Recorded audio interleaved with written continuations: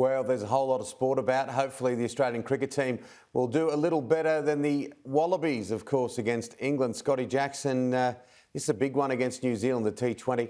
Indeed it is, and both our rugby teams are coming off losses. I'll get to that shortly. Tim, good morning to you. Good morning, everyone. Australia and New Zealand have held their final training sessions ahead of tomorrow morning's T20 World Cup final in Dubai. Conditions in the UAE have favoured the team batting second all tournament. That makes the coin toss pretty important, but not vital, according to Aaron Finch.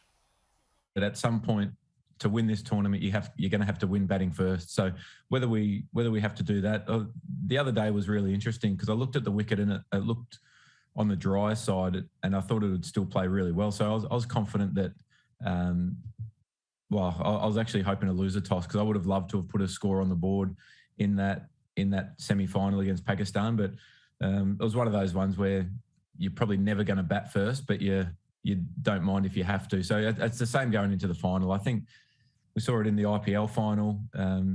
Chennai were able to put a big score on the board and really squeeze there. So it comes down to the day. If you can put a big enough total on the board and make the opposition take risks earlier in their innings, then that's what it's all about, I think. The skipper also strongly hinted Australia will field an unchanged lineup in the decider.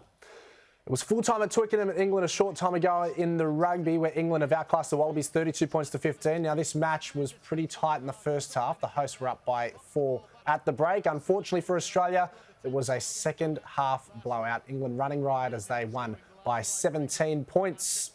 For the third time in 5 years, meanwhile, Ireland have beaten the All Blacks. The Irish scored first through their New Zealand-born winger, Jamie Lowe. It was one of 3 tries scored by the hosts, steering them to their first win over the Kiwis since 2018. Punching it up the middle. Here's the big run from Doris. Caelan Doris puts Ireland in front. Stunning try by Ireland. Oh, what a moment. Jonny Sexton went off injured, leaving it to Joey Carbery to kick 3 penalty goals in the second half. He nailed them all, and it ultimately proved to be the difference. They won by 9. They're on a 7-game winning streak now, are the Irish, and they head into next week's clash with Argentina, looking to make it 8 straight. Anton De Pasquale has taken out his 6th career win with victory in race 26 of the Supercars Championship at Sydney Motorsport Park. Our motorsport reporter Brian Vanderwacker was trackside to watch it all unfold. A dominant drive from Anton De Pasquale. It's his 4th win in 7 races here in Sydney. The Shell V-Power Racing driver started from pole position, but behind him, Will Davison and Jamie Whincup traded a bit of paint in the run to turn number 1. Further behind, James Courtney got caught up in a bit of mischief and he went off the road through the exit of turn number 1. As the race unfolded, Anton De Pasquale pitted for 4 tyres compared to those around him with 2. He got the lead off Shane van Gisbergen, held him off during a safety car restart, and from then on was never challenged. It's all been good. Like, since we rolled out of the truck a couple of weeks ago, the car's just, been amazing, and we've sort of tried things and sort of gone away from where we started, and then we've all just sort of slowly gravitated back to basically how it rolls out of the truck. So that's always good. And then you just build confidence with the car, you push, and it's always in a good window. Obviously, I think it's all going to be closer, and that gap is getting smaller week on week, which you expect. But so far, I'm pretty happy we've been able to hold on this long. Will Brown secured his 2nd career podium with a 3rd place finishing here at Sydney Motorsport Park. He pitted for 4 fresh tyres on lap 16. However, again, it was another slow pit stop. He had an issue with the left front. It didn't bother him too much though. He was able to work his way back up towards the front and buy Jamie Whincup into 3rd with 3 laps to go. Yes, the start wasn't too bad.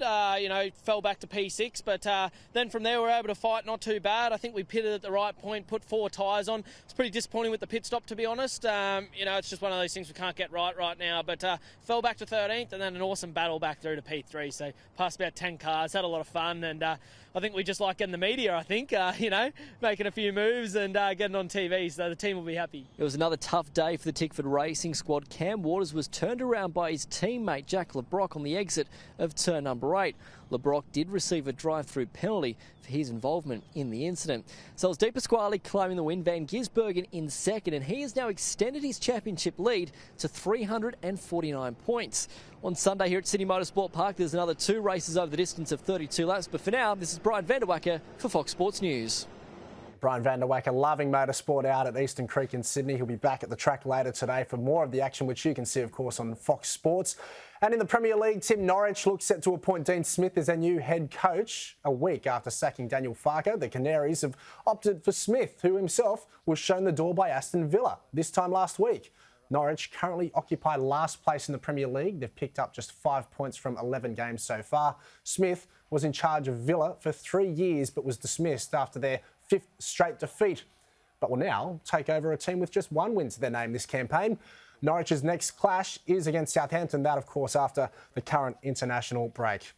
They call it the managerial merry-go-round for a reason, Tim. Out of one job, into another. One man's trash is another man's treasure. All the action live and breaking over on Fox Sports News today, Channel 500. Timmy. Who'd be a coach or manager? Not an easy one, Scotty. Thanks so much for that.